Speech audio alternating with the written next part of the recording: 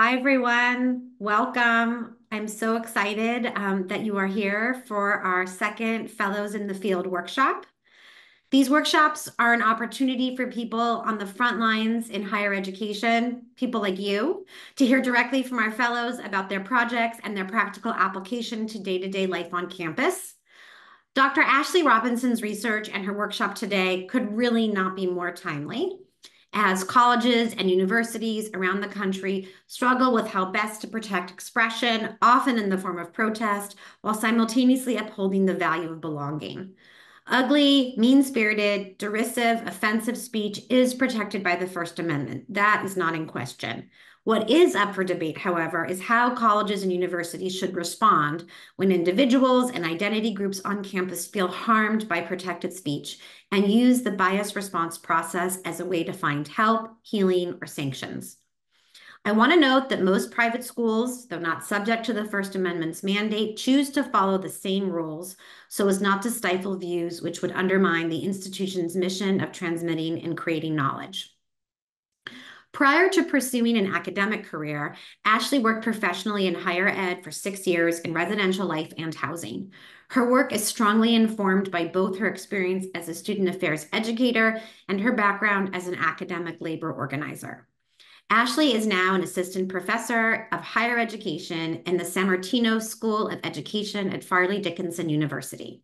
She graduated with a PhD in leadership and education policy from the University of Connecticut and with a master's in student development and higher education and a BA in English, both from University of Maine. Her research focuses on examining higher education policies and practices to understand new possibilities for leaders and educators to create more just and equitable organizations and institutions. She works primarily in the scholarly areas of critical study of whiteness and institutional ethnography. Ashley has published several articles and book chapters in outlets including the Journal of Critical Studies in Education, the Journal of College Student Development, and About Campus, and has presented her emerging research widely at conferences such as NASPA, ACPA, and ASH. On a personal note, I want to mention that before joining the center, I spent over a decade working with campus stakeholders, including law enforcement, on how to differentiate between hate crimes and bias incidents and the importance of responding to both. All this to say that Ashley's work is particularly near and dear to my heart. Before I turn it over to her, I want to remind participants that you can share your questions using the Q&A function. We'll do our best to get to as many of them as we can. And if you want to enable captioning, click the button at the bottom of your screen that says Turn on Caption. Ashley, welcome. It's wonderful to be in conversation with you today. Thanks so much, Michelle. Really glad to be here to talk about my work. So one of my favorite quotes from Alice in Wonderland is when the White Rabbit asks the king, "Where shall I begin, please, your majesty?" And the king then says, "Begin at the beginning and go till you come to the end and then stop." So Ashley, let's begin at the beginning.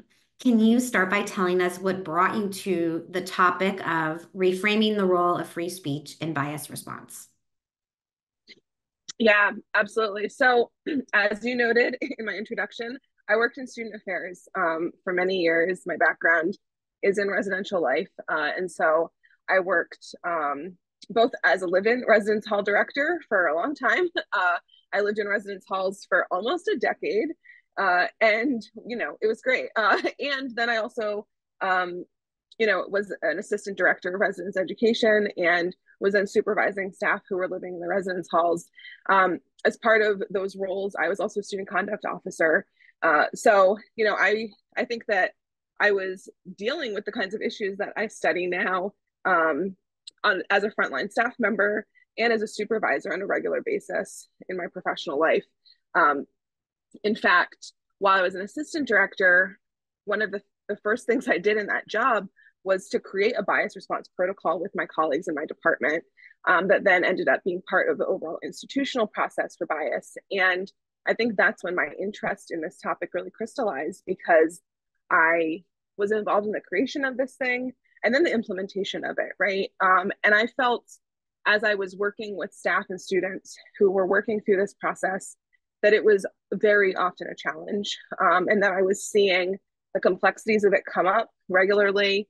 I was seeing concern and confusion about how we talk about free speech within this type of process.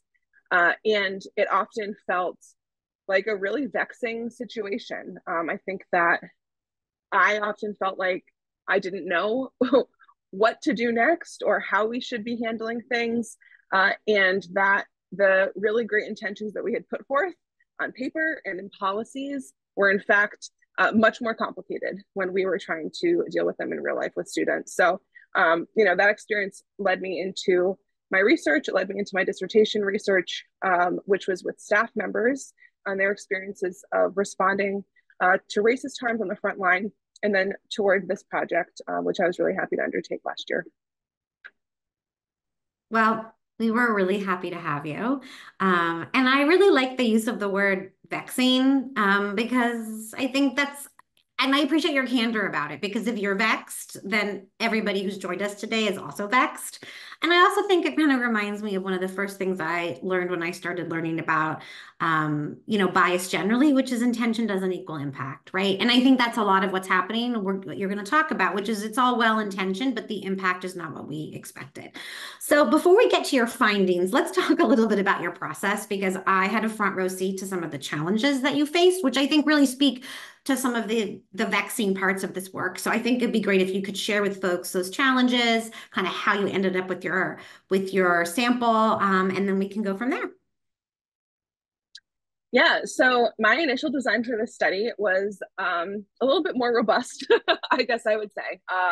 I sort of went into this with the intention of doing what I was calling a participatory institutional ethnography, with conducting 2 interviews with each of my participants. I wanted to have 10 participants, and then doing a focus group with each of them, together, really gathering a lot of documents about their experiences and institutional documents, and then really using that sort of group interview process to like generate new policy suggestions from the perspective of students. So I had a really big vision for this project, and I was humbled very quickly by that vision, because it was really, really hard to recruit participants for this study.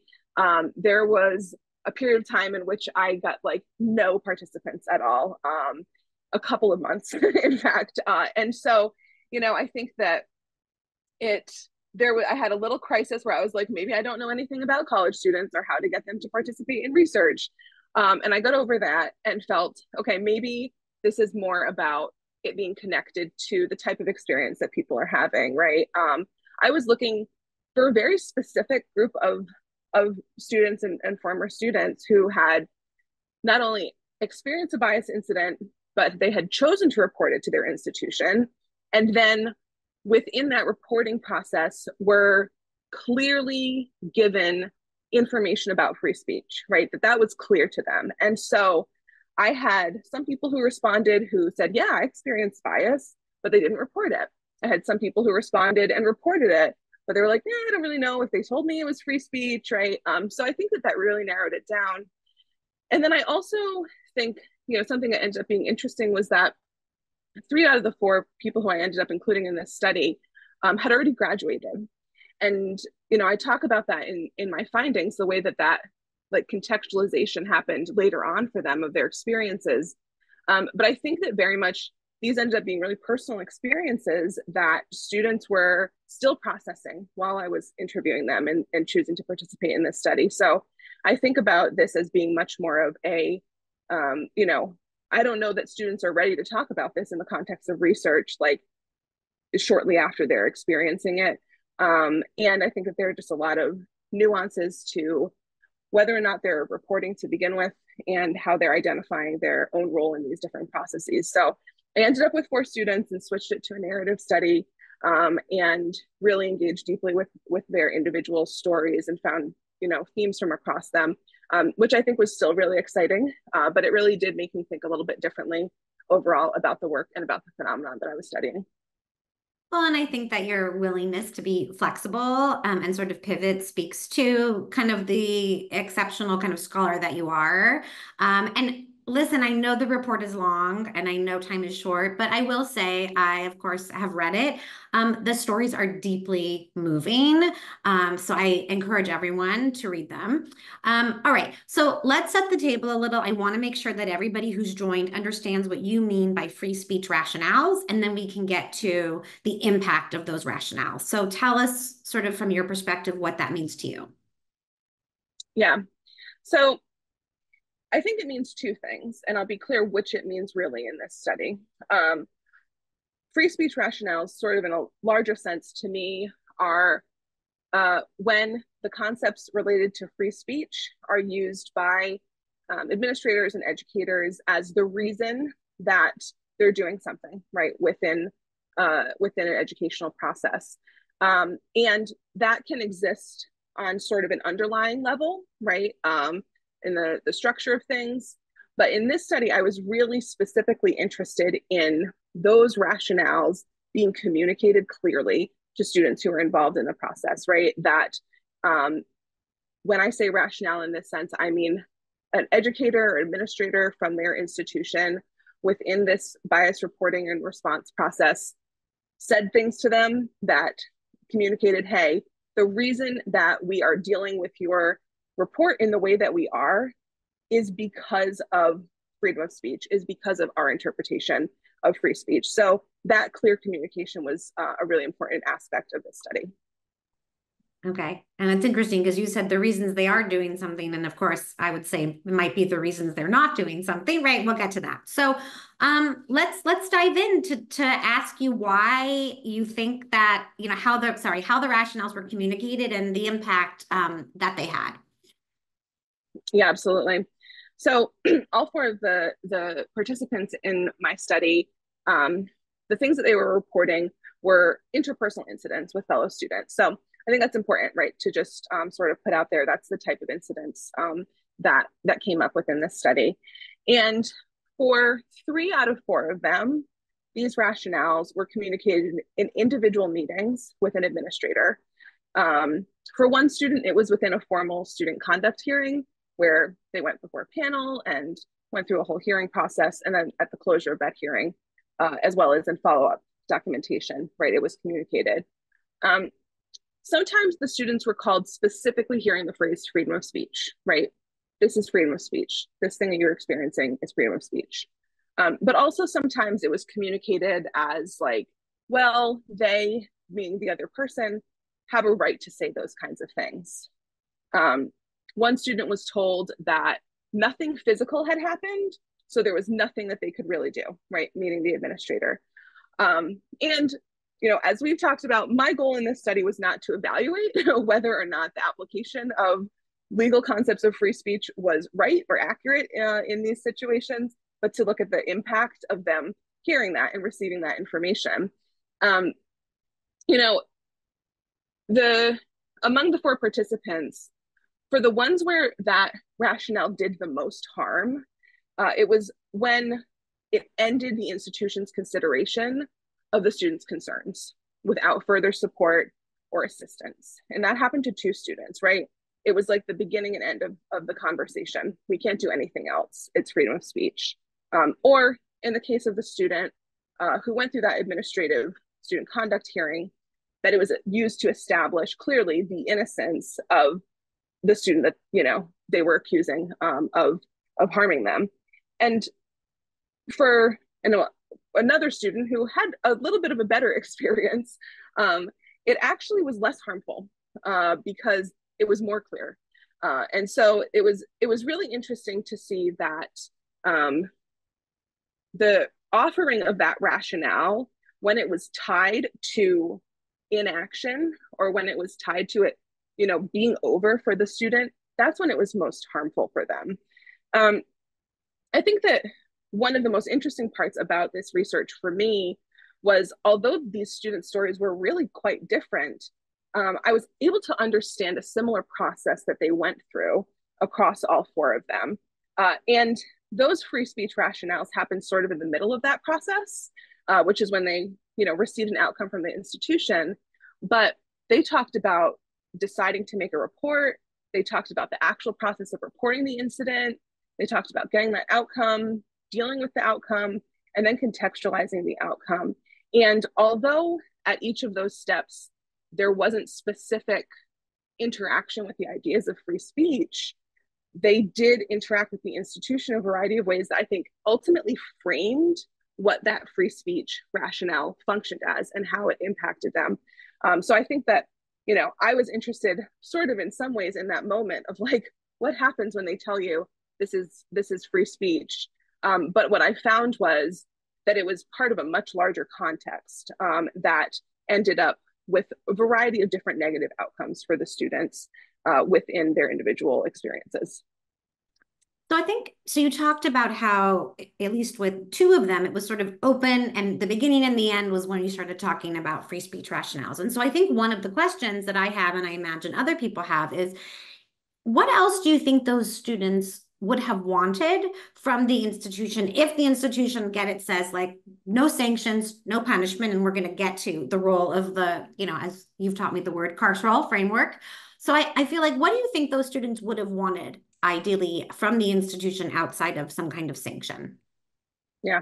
I mean, literally, they wanted to feel like what they were experiencing was going to stop, that they weren't going to continue to essentially, and you know, these students sort of expressed feeling bullied, right? One of them was in a roommate relationship, being bullied or being harassed by other students. And so they wanted some sense that like, someone's going to help me deal with this situation. I feel very anxious.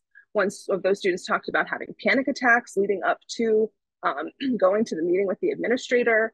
And both of those students who, as you said, right, it was sort of open and shut, both of them said to me, like, no one ever talked to the other students who were involved. Like, no one ever, I don't even think that they knew that I made a report. And so I think that they wanted help, like, they wanted assistance with dealing with these situations that they felt had gotten out of hand and they didn't know what to do anymore. And they weren't feeling, for both of these students, in fact, weren't feeling really safe and welcome in their living environment. And so I think that they were very much like, well, I wish that someone had said something to the other student or done something more. And I think they were very surprised that, like, okay, it's just over now. And I don't know, I guess nothing else is going to happen. And they were really, really disappointed in that. And a lot of uncertainty, right, about what could happen next for them. Okay. Um, you've touched on a few things, but I would love for you to delve a little deeper about why you feel like the way the process unfolded, especially in that moment of free speech, using sort of the free speech rationale, it landed so, you know, negatively for folks. And then ultimately, we're going to get to what are some things that might be done so that working within the system we have, it maybe lands differently. Yeah. You know, I think that, like I was saying, looking at the whole experience that the students went through really helped me understand this. They talked about confusion about how to report these situations. They had, some of them had initial interactions, right, with someone from their college or university in which they said, like, oh, this is really bad that this has happened to you. It's really important that you report this. So they kind of had like an expectation set up of like, oh, I'm dealing with a serious issue that people are going to care about and want to do something about, right? Um, and so I think that there is an issue for the students that I interviewed. There was an issue about expectations about what would happen in that process, right? And being quite surprised, in fact, that something that they believed was quite serious and would be taken seriously by their institution, not only from their own imagination, but also from being told by other people or, you know, looking at the institution's website, for example, looking at the reporting form, turned out to not be taken as seriously as they thought. So I think that was one of the big things, is that they were genuinely surprised when nothing happened, right? Or when the outcome was quite different than they expected. So I think that that's part of it. And I think that on the other side, the other part of it was that there was a lack of follow-up, right? Once the determination for those students was made that things weren't going to move forward with an investigation, or that following an investigation, right, the accused student was not responsible for any policy violations, is that then the process was over for them. There was nothing else to support them. And so they were feeling traumatized by what they had experienced. They were grappling with mental health issues as a result of it. They were grappling with feeling socially uncomfortable and unsafe on their campuses. And there wasn't an avenue for them to formally have that support through their institution of, okay, here's how you can heal from this. Here's how you can move forward from this. Here's how we understand this is affecting you. So I think that they felt quite abandoned in those moments, and kind of betrayed because it felt like something that was really, really big to them. And then it wasn't made to be something that was really big by the people that they talked with at their institutions. I mean, I'm written down a couple of the words, right? Dismissed, abandoned, betrayed. And I think that was something that really struck me when the first time I read it, which is that these are really big feelings from what we might consider, given all the things we see in higher ed, from what might be considered very small incidents. I want to go to a question because I think it raises an issue that may be something for other folks, which is someone asking about who determines what's bias and what is speech. Is one speech, and who decides? And I don't want to speak for Ashley, but in my mind, I think they're one and the same. And I think that's exactly why people often incorporate the free speech rationale, because bias incidents most often are speech that cannot be punished because it's protected. I don't know if you have anything else you want to add to that, Ashley. Yeah. Yeah, I think that's a help. I think that is a good framing, Michelle, right? And other colleagues that have done work in this area, Brian Miller and his colleagues in particular, have written about how bias incidents are typically considered, right, to be incidents that target or humiliate or harass people based on, right, their marginalized identities, but that are not considered criminal offenses. And I would add to that, that are typically not considered to be a violation of a university or college's student code of conduct, right? So like very often there will be definitions within a student code of conduct that have to do with things like discrimination and harassment, right? And we know that there are policy and legal definitions of what those things are. So typically when we're in the realm of bias, it's something that doesn't meet the threshold of a criminal or another type of policy violation. But also it's hard to always know at the onset whether it's going to meet that threshold, right? So things will come into a bias reporting process or bias reporting system that maybe then are filtered depending on the actual nature of it. And those decisions are made by administrators, right? They're made sometimes by a team, right? Like by a bias response team, or sometimes they're made by individual administrators, whether that's in a student conduct or another type of administrative role, who are making those determinations. Like what definition sort of does this thing fall under? Okay, and I see a follow-up really fast from Richard, and I think maybe where the difficulty is it's the individual who reports, who feels as if it is bias. And then it is the administration or the framework that decides, is it bias, meaning it doesn't rise to the level of a legal threat or harassment. So it isn't like an administrator is saying, oh, I don't think it was bias, or I do think it was bias. That's something that the individual decides, right? And then it's the administration that sort of filters it, like, does this need to go to law enforcement? Does this need to go to student conduct? Does this need to go to the discrimination office? So I see more questions coming in, which I am a lot of good questions. So I want to ask Ashley a couple more things. I think one of the things she and I have talked about before, and that I now think about a lot, is this idea of kind of this trap that administrators fall into. And I sort of want to start by asking first, like, what are some short-term ideas that you have to preclude people who are in the current system from falling into the trap? Then we'll go to kind of long-term change, like ideal world change, and then we'll go to questions. Yeah. So yeah, I think that the way that these systems are set up do have sort of this trap built into them, right? Which is that um, you know,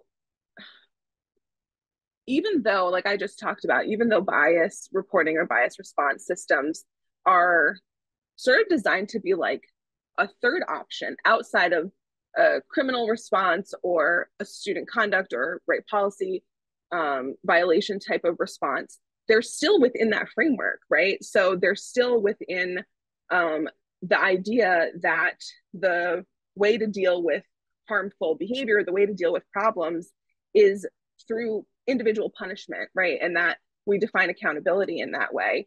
But because they're outside of those other defined systems, almost always, as the sort of question was posed to us, almost always the speech and expression that's happening within them is considered free speech. So it's kind of like this cycle where we're creating a space where we want to deal meaningfully with issues that we know can't be dealt with by a criminal proceeding or investigation, or potentially by student conduct or like, employment HR type of discrimination process. But then we get stuck because the outcomes or the punishments or the accountability mechanisms within our institution are always defined by those other systems. They're always defined by someone being in trouble. And so it seems to me that it's just like a cyclical thing where what is the point then of the bias response? Is it just to say, well, it's not these other things? And if part of the function is to say it's not these other things, we have to have paths forward for dealing with what it is. And I think that that's where that kind of trap comes up, is that we can very easily get stuck in the norms and the rules that define these other essentially punitive or disciplinary processes within and outside of the institution. And one thing that you talk about in your work is having a trauma-informed approach. And I don't know if you can speak a little bit to that before we move to, and I see a lot of other people's questions that are more about systemic changes, and we're going to get there. But, a small fix, like what would that mean to be training people to have a trauma-informed approach? And do you think that would have potentially helped mitigate some of the disappointment and dismissal that these students felt, when they came out of the process? Yeah, yeah. So yeah, I think, right, if the purpose of bias response, if we are honest with ourselves and the purpose of bias response is not for alleged perpetrators to get in trouble, right? Then what is the purpose? And I think that one of the most important purposes, which I think got missed for the students that I talked with most of the time, is to recognize the harm and trauma that that student has experienced, right? And to think about these incidents, which may seem, right, maybe to an outsider as a small interaction or a small incident, as being trauma, right? As reducing that student's feeling of safety on campus, as affecting them socially and academically. And so to think about how might we consider these experiences not as a question of whether or not somebody else should get in trouble, but how we can recenter the safety of the student who is reporting to us, what it means to build trust with students when they make these reports from the beginning to the end of the process. How do we empower those students? And to really think about the fact that safety is defined by that student as well, right?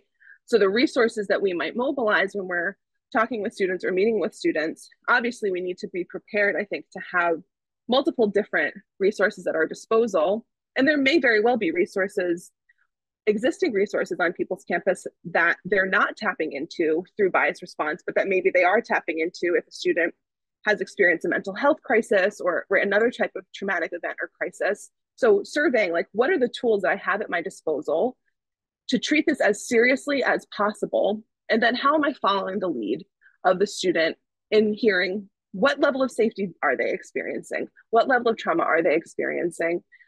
And to connect them in meaningful ways to those resources. And I think that that really goes into this thing I was saying before of like really taking seriously the experience of that person who has reported and making them the number one focus of helping them to heal from that, to move forward from that, and to feel supported moving forward. Okay, I get one more question and then we'll turn to the ones that are coming in. And that's really to ask you, when we kind of open up the box and we expand the way we think about these things, what kind of systemic and long-term changes would you make to bias reporting? If you could, or and if people had the wherewithal and buy-in to want to do it. Yeah. My like ultimate pie in the sky wish is that we move toward a restorative justice framework for addressing student behavior on all college and university campuses, right? Like that's like my dream world. Uh, and I also say that with like a caveat. Even one of my participants in my study was like, my campus does restorative justice, and I went to a circle, and it was extremely harmful, right? And so I always say that with a caveat because uh, institutional transformation, such as restorative justice, is a huge undertaking. And it's really quite dangerous, I think, when we adopt those principles piecemeal, right? So I always kind of say like, okay, I would love for us to adopt these approaches to be more community focused, to set up our campuses in such a way that the only forms of accountability are not punitive, right? That our students and our faculty and staff feel accountable to each other. That's also massive cultural change, not just for individual institutions, but for higher education writ large. In the absence of that, I do think that this sort of healing centered or trauma centered organizational assessment is really important. As I talked about before with that trap, I think part of that trap is the connection between bias response and investigative processes and punitive outcomes. And most of the people who I know, and myself included when I was doing this work, are doing it in some way connected with student conduct processes, right? That's often where these processes fall within our institutions. And I think that there are limitations to that. I think that it's really, really hard to separate out this type of process from those criminal and policy investigative processes when they're tied tightly together. And so I think real organizational assessment about what does it mean if these things are located together, if the same people are doing this work, what message does it send to students if the same people are doing this work about the expectations of the process? What are the actual messages that are sent to students through our communication, through our websites, through what this form looks like? Is it the same form for different types of situations, right? I think that all of those things really should be considered. And I also would say that institutions really should consider this from the perspective of their own students, right? As much as possible, really evaluating students who have gone through these processes. And if they're not happy about it, they may not want to talk to you about it, right? But like really trying to understand like what is actually going on for students. Is this actually working for them? I think is really, really critically essential. Okay, thank you. I'll let you have some water while we start going through, some of these questions. And I'm just going to sort of add that we know that this issue is very layered.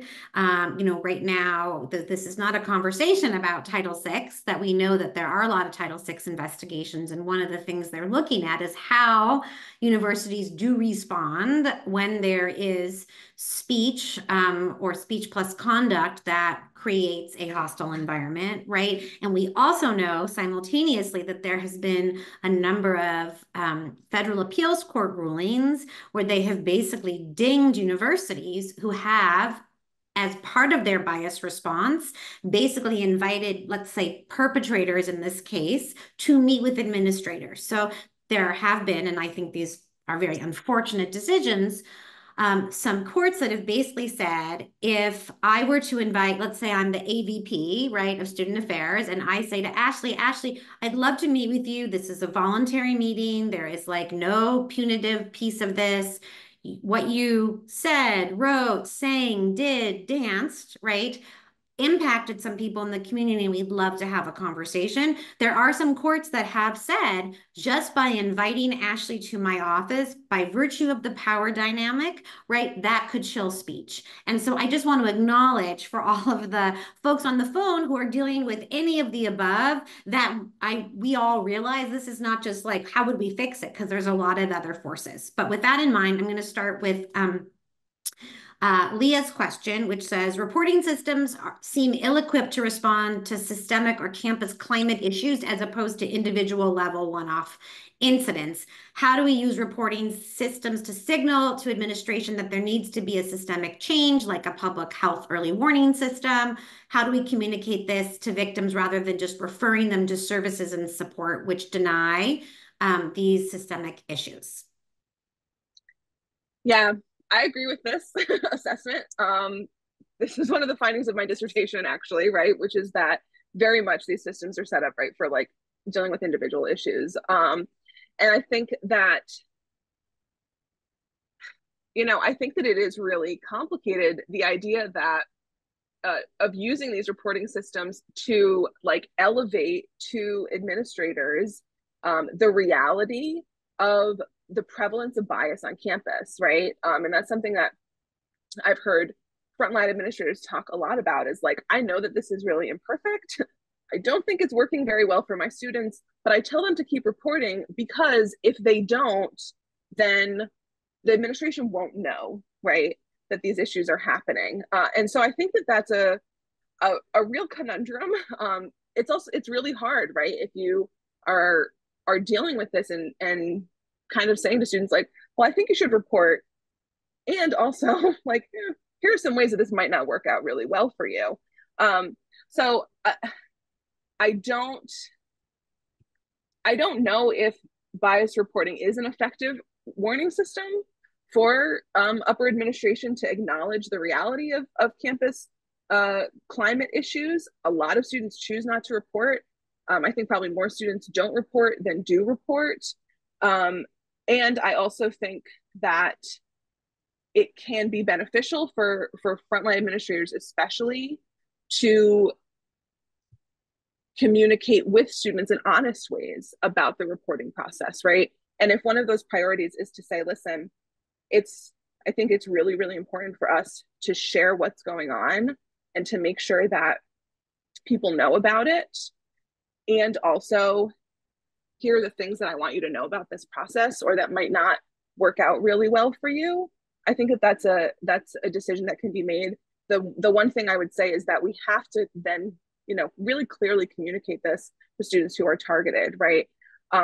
If they, again, when we're thinking about the purpose, if they believe that the purpose of this is to receive individual acknowledgement and justice for the thing that they've experienced, but we're thinking about it institutionally as just being documentation, that's a pretty big gap, So I think if the goal is to just document, then we should be doing different types of assessment that don't require students to be re-traumatized by writing out their whole story and then meeting with the administrator about it and then maybe finding out that nothing is happening. So I think it's a complicated thing. I do think that it can serve that function.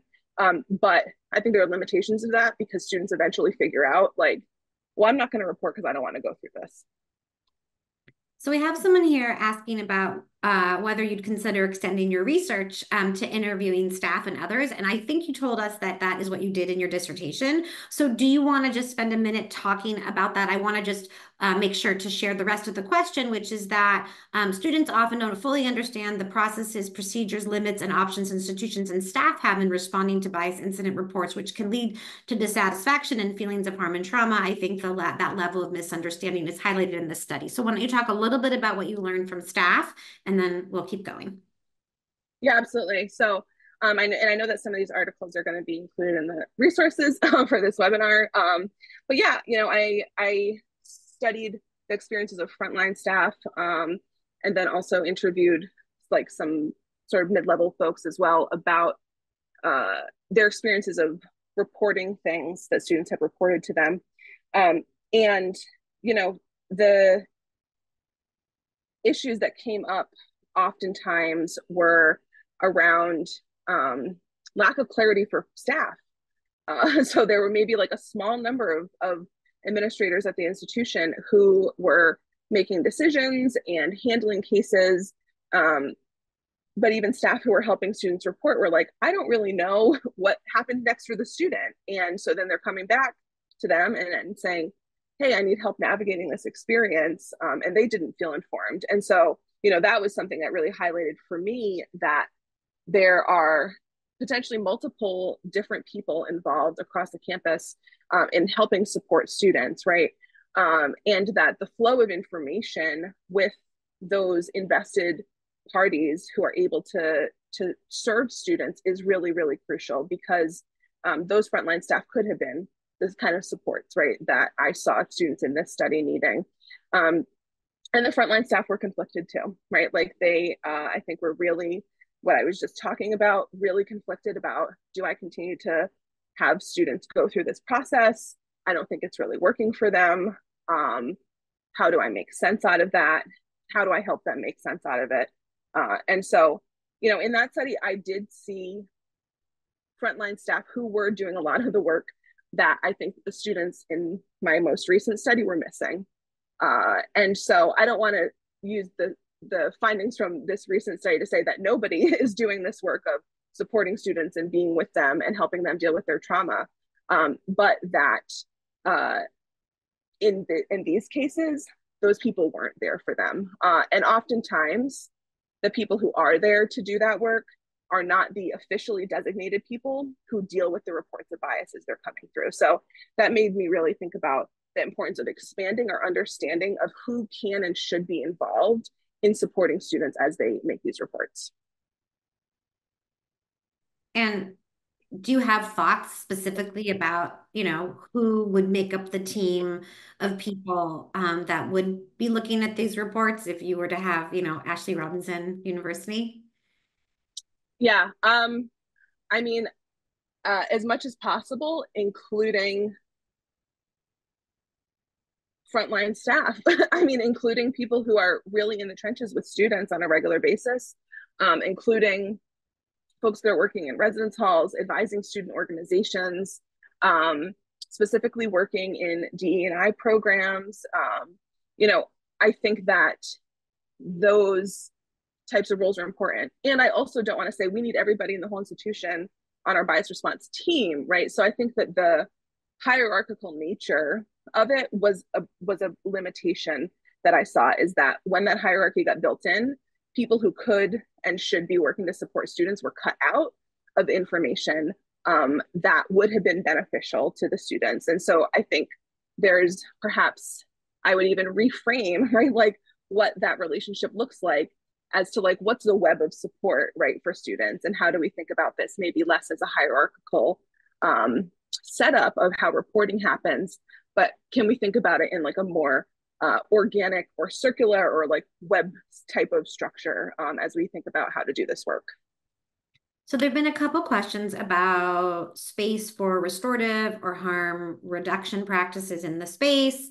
One person asked whether the students that you talked to had thought about it, requested it, were interested in it, and then somebody else says, what are some low-hanging fruits that we can maybe incorporate into our current practice? Yeah, absolutely. Yeah, so as I mentioned, only one of the students who I interviewed had that sort of experience related to restorative practices. You know, I think that the I never, like I said before, like I never want to say like, let's pick and choose from restorative justice and like see if it will take, because I think that part of the problem with implementation of restorative justice is that when we do parts of it within you know, systems that are overall not set up that way, that it's kind of destined to fail. But I do think that we can really focus on how we're thinking about the role of community and relationship as we define this problem. And, you know, I think that even reflecting on my own experience as an administrator, when these things come up, it's like, this is a red flag, right? Not every student reports. And so these are red flags of things that are going on at the institution. And so I think that dealing, even thinking about just dealing with them on an individual basis is a limitation. And so I would say, like, really looking at what's the overall environment on our campus, and how does this report that we've received tell us something about what we need to be doing in other spaces and places. And that's hard work. Like, I don't know that there are a lot of low-hanging fruits here, because these are indicators of serious issues with the campus climate and the campus culture. And so I think that centering students, being there for them in a way that prioritizes their healing, is probably the lowest hanging fruit, because it's an interpersonal, individual focus. But I think that each time one of these reports is filed, it's an indicator of something larger on campus. And so I think taking these seriously as indicators of what the long-term direction should be, the type of programming and services that institutions should be doing, is important, because this is data about what's going on their campus. It's funny because I was actually going to ask you something that you sort of are speaking to, which is like, as it's going through my mind, right? Part of me is like, well, someone was asking about, maybe we want to just help students differentiate up front, what helping direct them, file or don't file. My feeling has always been that filing is better, because I believe that these incidents give you a sense of like what is happening on campus. And I was going to ask you if that's what you think, what you just said. And then I was also thinking, with my legal hat on, of like, now in the current climate, if you were to say to a student, hey, probably that's not, the university isn't going to be able to like give you the response you want, and therefore don't file. I worry that that could then be used later now in some of these lawsuits. So it's difficult. Um, Okay. One person asked at the beginning, and I should have asked this first, when you talked about how initially you worked with your university to put together a bias response plan, they wanted to know if you could share a little bit about the components of that plan. Yeah, let me go back in my memory, in my brain, because that was like 10 years ago. um, but it was specific to residence halls, and so we had, I mean, at that time, like, we had designed a reporting form, so we had a reporting form. There wasn't one at the institutional level. Um, I think that the thing that was most distinctive to me about that plan is that we uh, really tried to set forth various levels of responsiveness. So, for example, we had guidance around multiple different one-on-one conversations with students, right? So we had like sets of prompts and questions for um, initial conversation with students about what happened in that situation, right? We had guidance for staff who were on call responding to these incidents. We had like a set of prompts or questions for the type of conversation that you might have with someone who is accused of that incident, right? If they came in, we had templates for like community meetings within a residence hall. We had examples of how to structure community emails. We had examples of different types of like programming that we would do. So I think that, the thing that stood out to me about how we approach that, I guess, is based in two things. One is that the department that I was working in, the Department of Residential Life that I was working in, used what's called a curricular approach to residential life. So we had like a pretty robust sense of developing tools and resources that we could use across different residence halls and across different situations. And that we really kind of approached the response piece from like a very ecological manner of like, what do we do for the individual? What do we do for a floor? What do we do for the larger building? Is this something that requires like whole campus response? I don't think it was perfect by any means, but I do think that one of the good things was that we were really thinking about the multiple different levels of impact and how to work with students and be responsive on multiple levels. I like that. It makes me think of like concentric circles, right? Like Exactly, throw a exactly. rock into it. Okay. So another question that came in talks about if the behavior doesn't rise to the level of anything covered by the law or by the student code of conduct, does it make sense to have an administration intervene in any way? Rather than implying that aggrieved students have good reason to be traumatized by such non-actionable actions, should we try to help the aggrieved students understand that just some people are jerks and that words alone with no credible threat cannot hurt them? I think this kind of echoes sort of sticks and stones can break my bones, but words will never hurt me. And um, I imagine you have some thoughts. Yeah. I mean, I think fundamentally, I do believe that words alone can hurt us pretty grievously. And so I think that that's an underlying assumption of my approach to this work. You know, seeing that happen to students, both who I worked with and through research. And so, um, I think that I want us to help students process and heal from and move forward from these things that have happened to them. And I also, and this is the reason that I sort of recommend a trauma informed response, is that I want us to meet students where they are with the actual impact that these experiences have had on them. I think that one of the central parts of my findings about sort of like this experience of institutional betrayal was exactly the idea that what what they felt was a really serious harm to them wasn't treated as a serious harm. And that then the ongoing impact of that is that they did not trust their institution.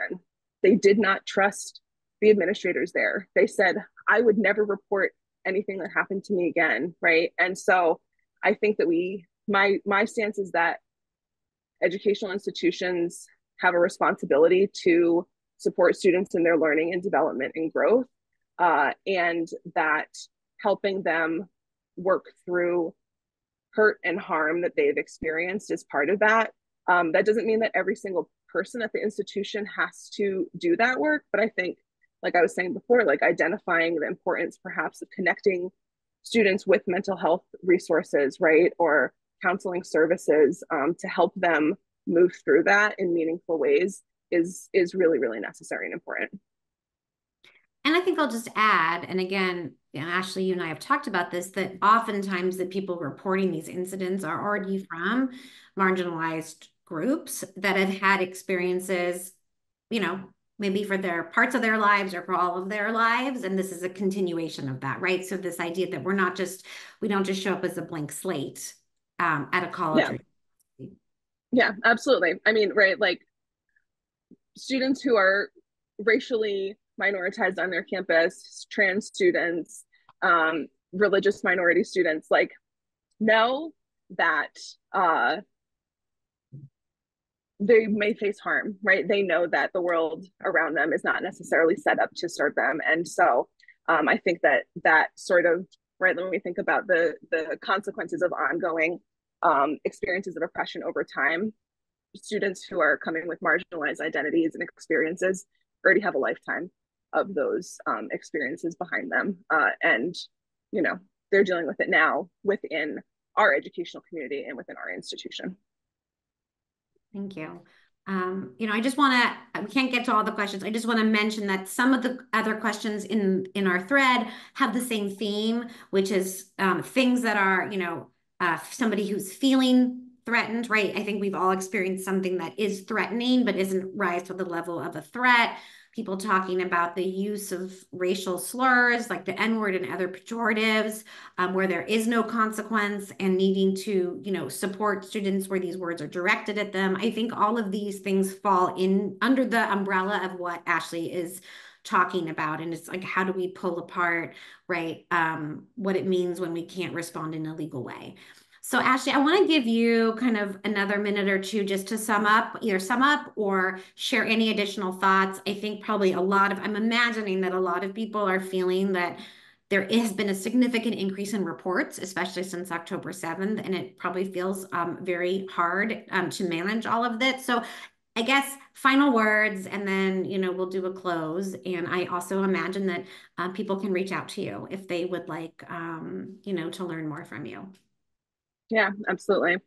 Yeah. I think that the my sort of main takeaway with this issue is that it is very complex. It is not simple, right? There is no, like, I even laugh at talking about, like, I had a format for like how to run a meeting. Like that, like, I don't know if that's even useful in some ways because um, each situation has nuances, it is different.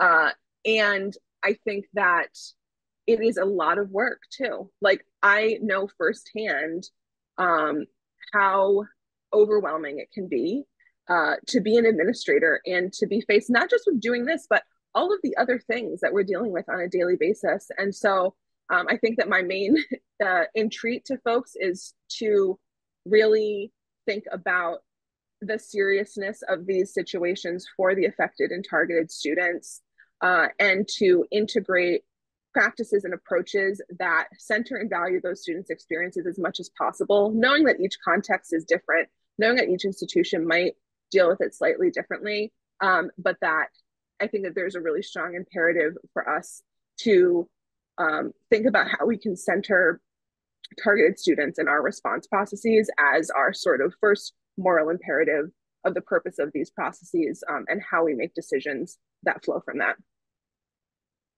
Well, Ashley, I'm so grateful. I'm so grateful to know you and to have had the opportunity to learn from you during your fellowship. And I know that will continue. And thanks for joining us today. And I just want to close by sharing about some upcoming things that we have happening at the center. If you haven't signed up for our third and final fellows in the field, you can do so now. Dr. Raquel Rawl will be talking about the value and impact of having student trustees or student regents, whatever the name is of someone on a board for a university. If you're looking for additional ideas and insights on managing this fall quarter or semester, take a listen to our most recent podcast episode where Pia Bose, Assistant Vice Chancellor for Student Affairs at UC San Diego, shares lessons learned from last year. And finally, take a look at our updated election resources. And of course, if you haven't done so already, register to vote. I think that's a wrap. Ashley, thank you again. And everybody have a good rest of your day and a good rest of your week.